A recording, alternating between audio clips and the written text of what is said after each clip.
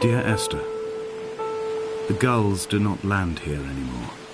I've noticed that this year they seem to shun the place. Maybe it's the depletion of the fishing stock driving them away. Perhaps it's me. When he first landed here, Donnelly wrote that the herds were sickly and their shepherds the lowest of the miserable classes that populate these Hebridean islands. 300 years later, even they have departed.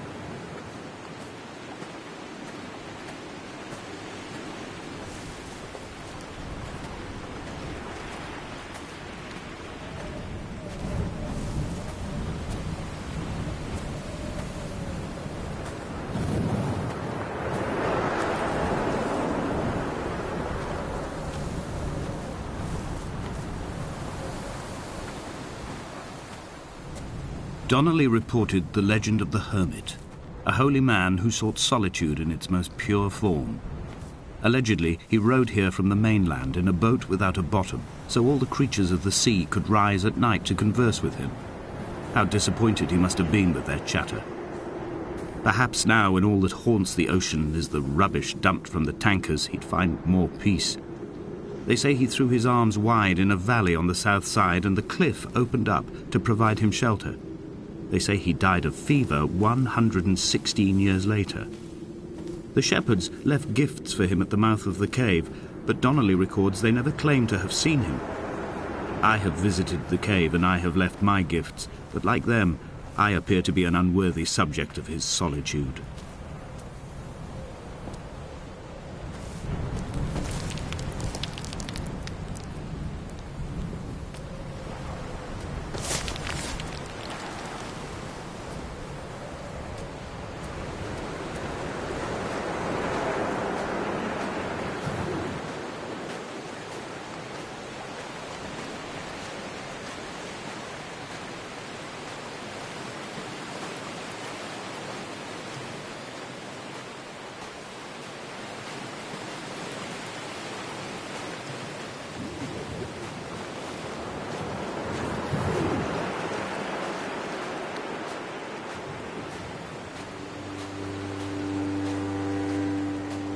Those islands in the distance, I am sure, are nothing more than relics of another time, sleeping giants, somnambulist gods laid down for a final dreaming. I wash the sand from my lips and grip my wrist ever more tightly. My shaking arms will not support my fading diaries.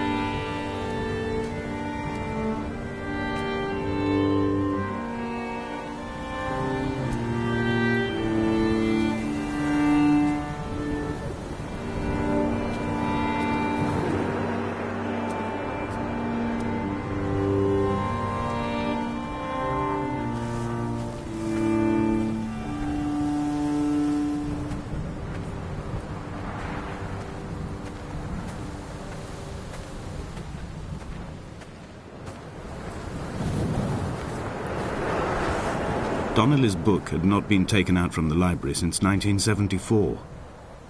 I decided it would never be missed as I slipped it under my coat and avoided the librarian's gaze on the way out. If the subject matter is obscure, the writer's literary style is even more so. It is not the text of a stable or trustworthy reporter. Perhaps it is fitting that my only companion in these last days should be a stolen book written by a dying man.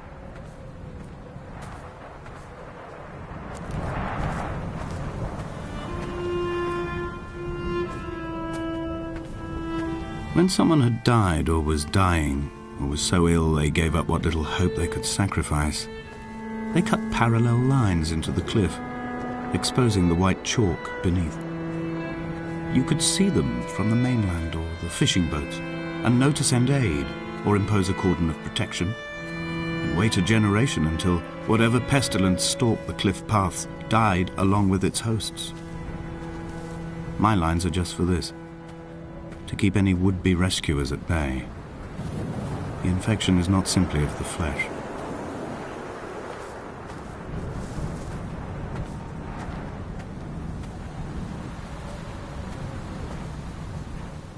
They were God-fearing people, those shepherds. There was no love in the relationship. Donnelly tells me that they had one Bible that was passed around in strict rotation. It was stolen by a visiting monk in 1776, 2 years before the island was abandoned altogether.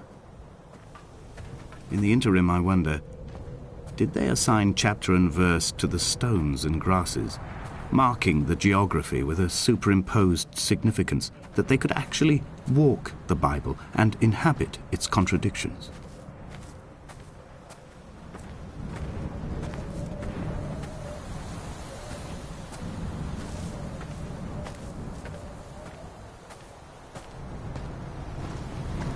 Dear Esther, I met Paul.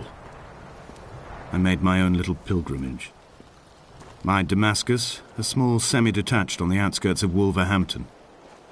We drank coffee in his kitchen and tried to connect to one another. Although he knew I hadn't come in search of an apology, reason or retribution, he still spiraled in panic, thrown high and lucid by his own dented bonnet. Responsibility had made him old. Like us, he'd already passed beyond any conceivable boundary of life. This hermit, this seer, this distant historian of bones and old bread, where did he vanish to? Why, asked the farmers, why, asked Jacobson, why bother with your visions at all, if you're just to throw your arms up at the cliff and let it close in behind you and seal you into the belly of the island, a museum shut to all but the most devoted?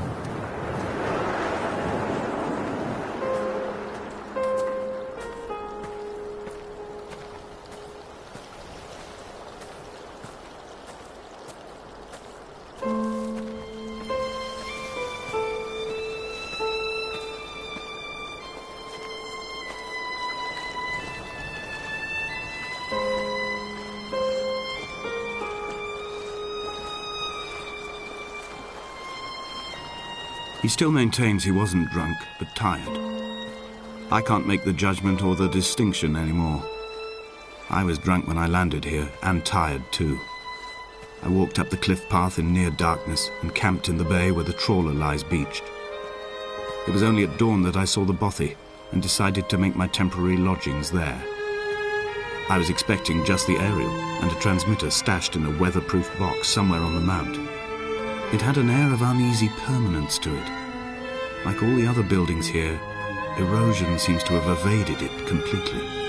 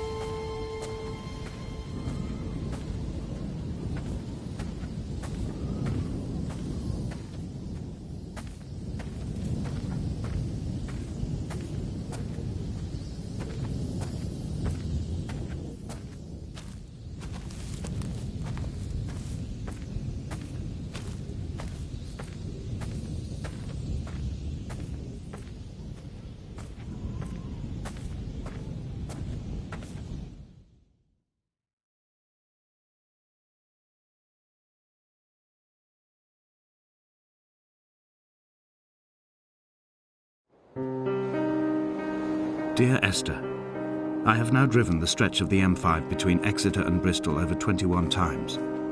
But although I have all the reports and all the witnesses, and have cross-referenced them within a millimetre using my ordnance survey maps, I simply cannot find the location. You'd think there would be marks to serve as some evidence.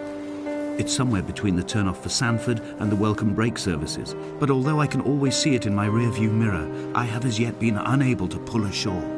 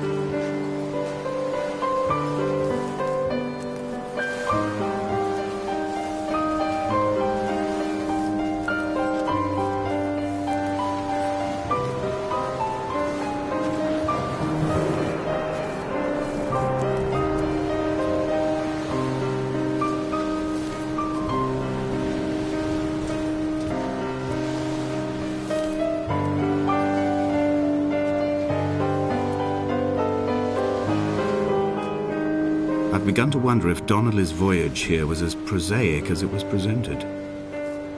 How disappointed not to have found the bones of the holy man. No wonder he hated the inhabitants so.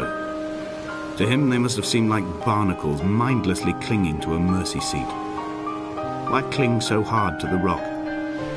Because it is the only thing that stops us from sliding into the ocean, into oblivion.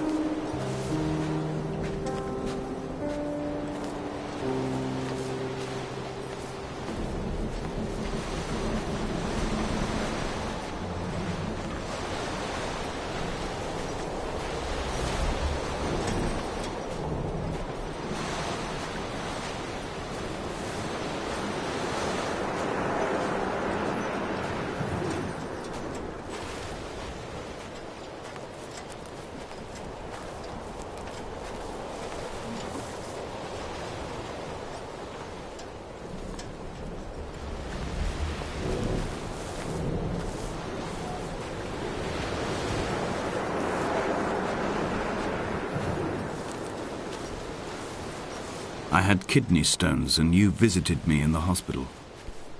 After the operation, when I was still half submerged in anesthetic, Your outline and your speech both blurred. Now my stones have grown into an island and made their escape, and you have been rendered opaque by the car of a drunk.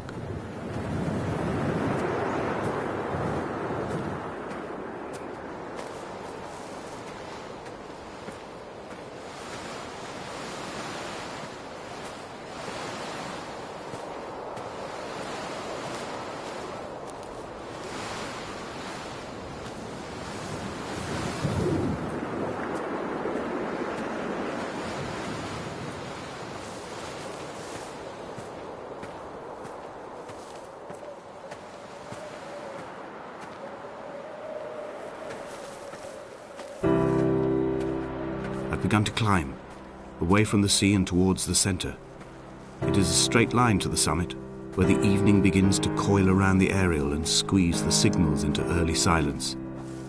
The bothy squats against the mount to avoid the gaze of the aerial. I too will creep under the island like an animal and approach it from the northern shore.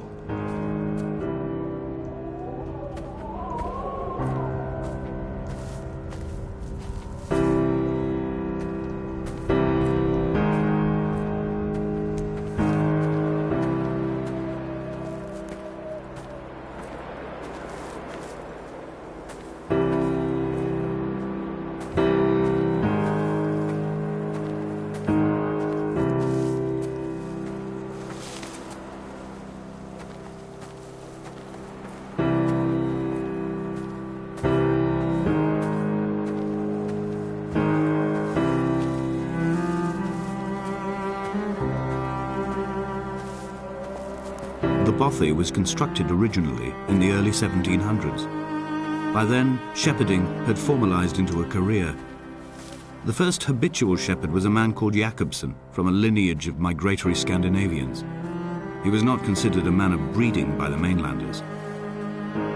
He came here every summer whilst building the bothy, hoping eventually that becoming a man of property would secure him a wife and a lineage. Donnelly records that it did not work. He caught some disease from his malcontented goats and died 2 years after completing it.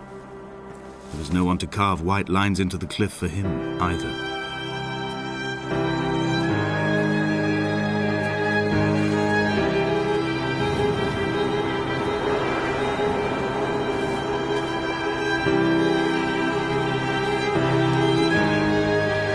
Three cormorants seen at dusk.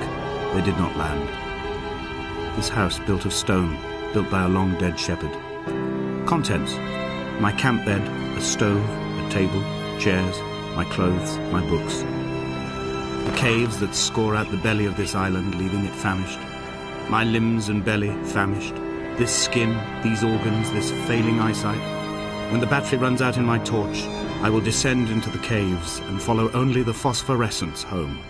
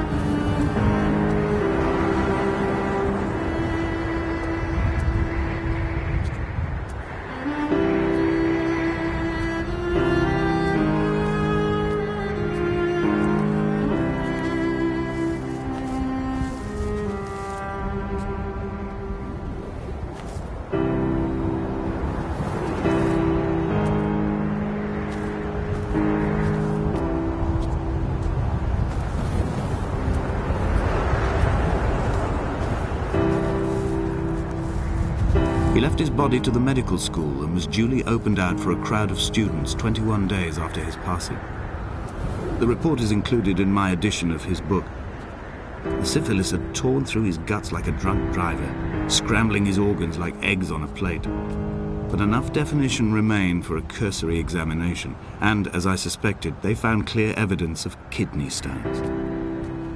He's likely to have spent the last years of his life in considerable pain. Perhaps this is the root of his laudanum habit. Although its use makes him an unreliable witness, I find myself increasingly drawn into his orbit.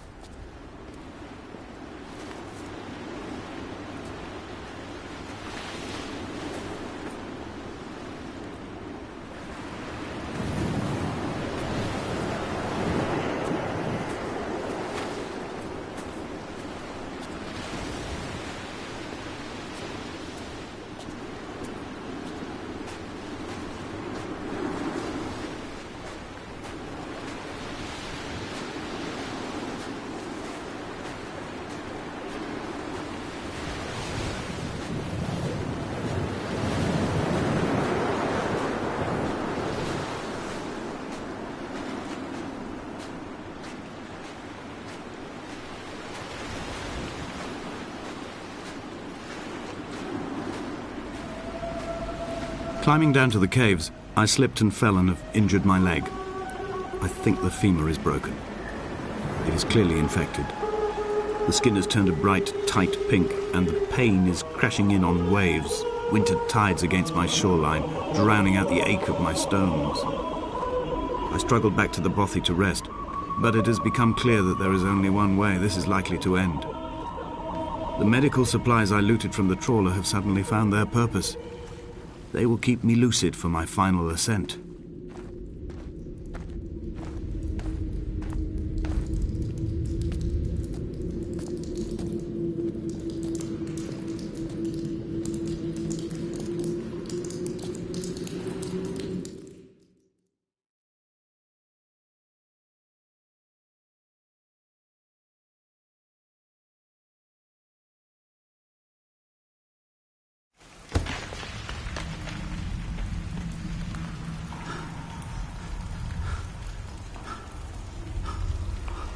From here, this last time, I have understood there is no turning back.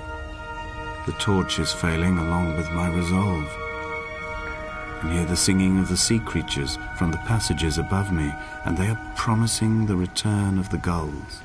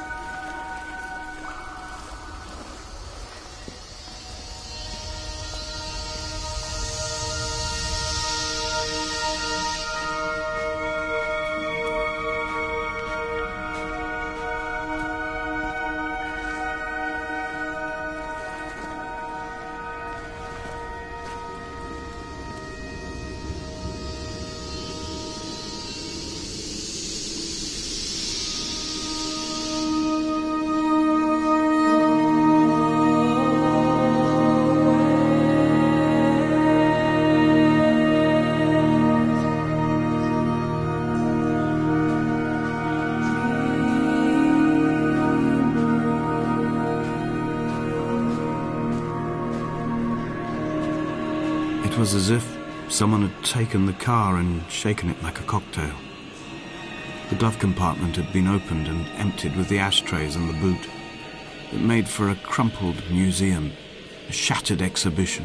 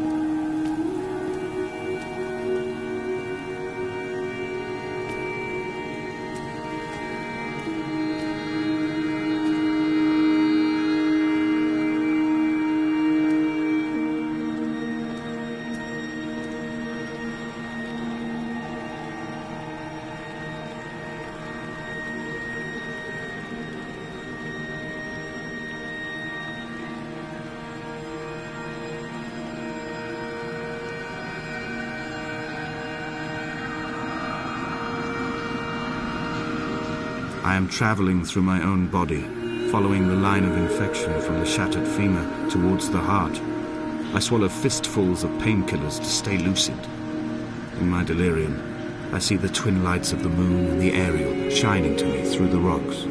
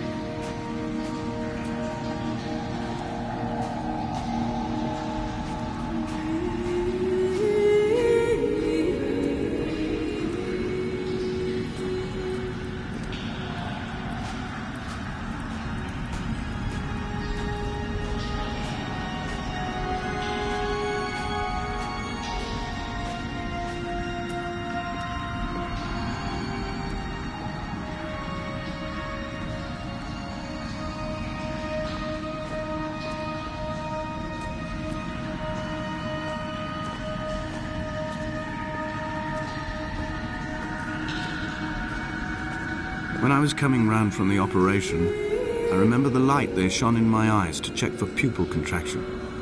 It was like staring up at a moonlit sky from the bottom of a well. People moved at the summit, but I could not tell if you were one of them.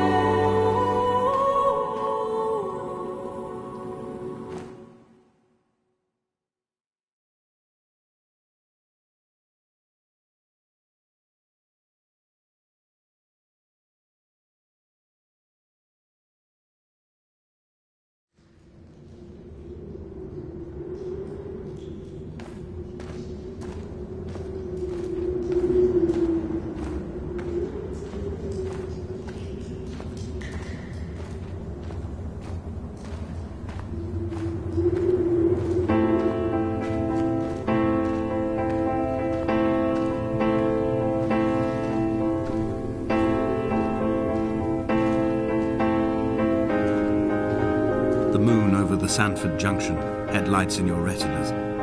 Donnelly drove a grey hatchback without a bottom. All the creatures of the tarmac rose to sing to him. All manner of symbols crudely scrawled across the cliff face of my unrest. My life reduced to an electrical diagram. All my gulls have taken flight. They will no longer roost on these outcrops. The lure of the moon over the Sanford Junction is too strong.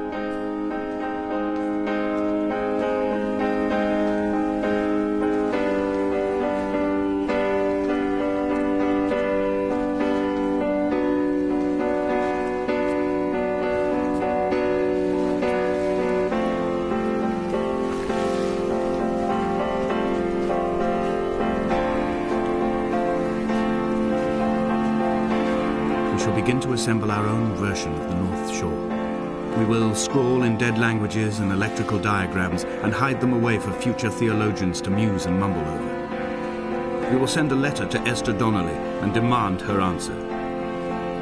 We will mix the paint with ashes and tarmac and the glow from our infections. We will paint a moon over the Sanford Junction and blue lights falling like stars along the hard shoulder.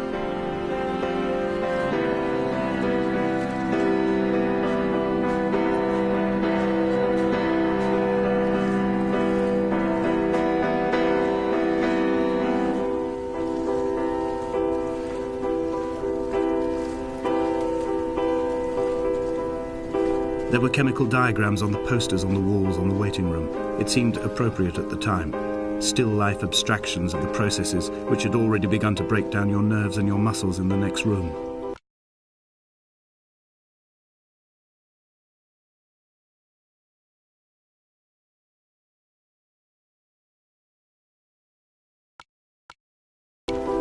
I crammed diazepam as I once crammed for chemistry examinations. I am revising my options for a long and happy life.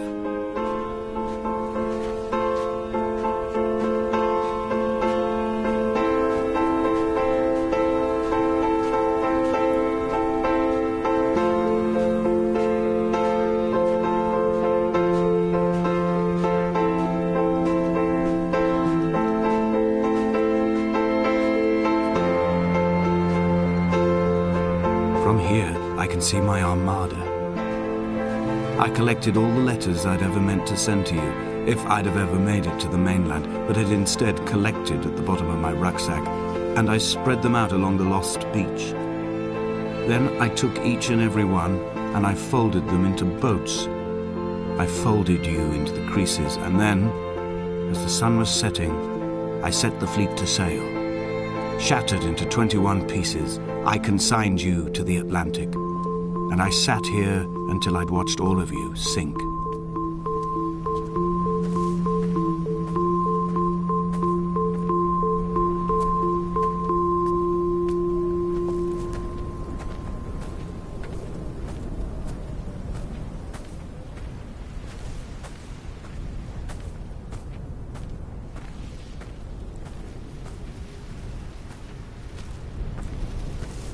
A sound of torn metal, teeth running over the edge of the rocks, a moon that casts a signal as I lay pinned beside you, the ticking of the cooling engine, and the calling from a great height, all my mind as a bypass.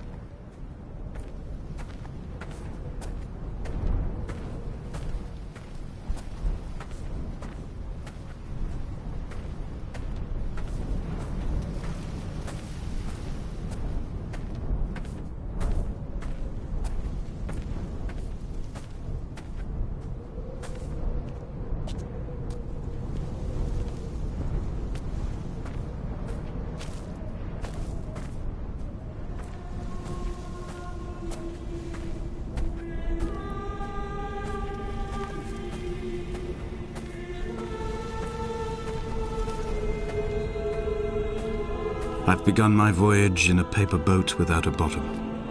I will fly to the moon in it. I've been folded along a crease in time, a weakness in the sheet of life. Now you've settled on the opposite side of the paper to me. I can see your traces in the ink that soaks through the fiber, the pulped vegetation. When we become waterlogged and the cage disintegrates, we will intermingle. When this paper aeroplane leaves the cliff edge and carves parallel vapor trails in the dark, we will come together.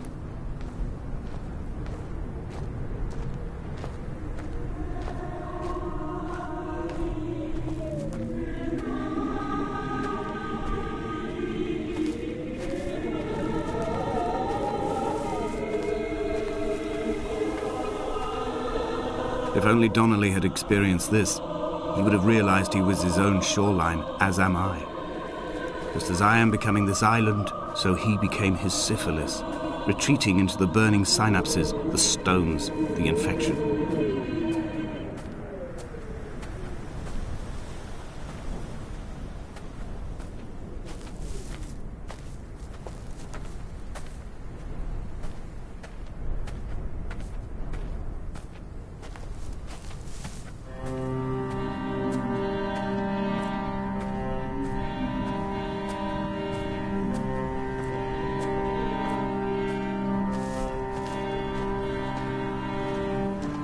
Bent back like a nail, like a hangnail, like a drowning man clung onto the wheel, drunk and spiraled, washed onto the lost shore under a moon as fractured as a shattered wing.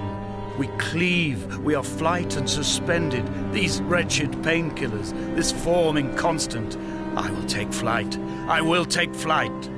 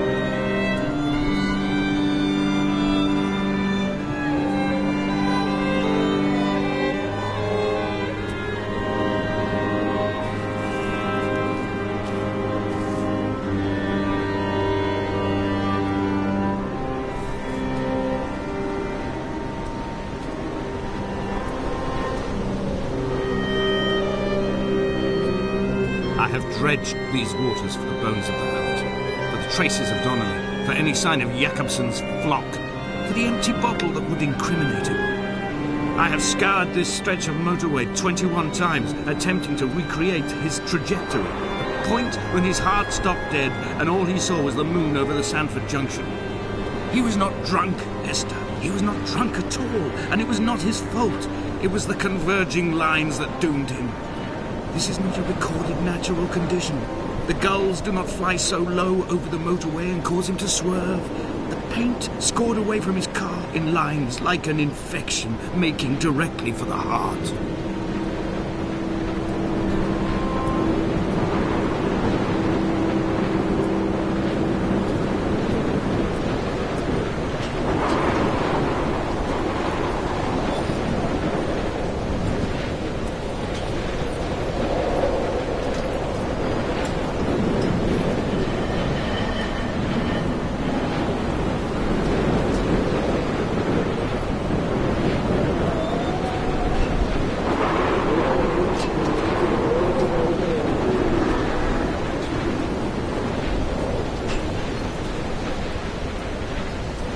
I am the Ariel. In my passing, I will send news to each and every star. Dear Esther, I have burned the cliffs of Damascus. I have drunk deep of it. My heart is my leg and a black line etched on the paper all along this boat without a bottom.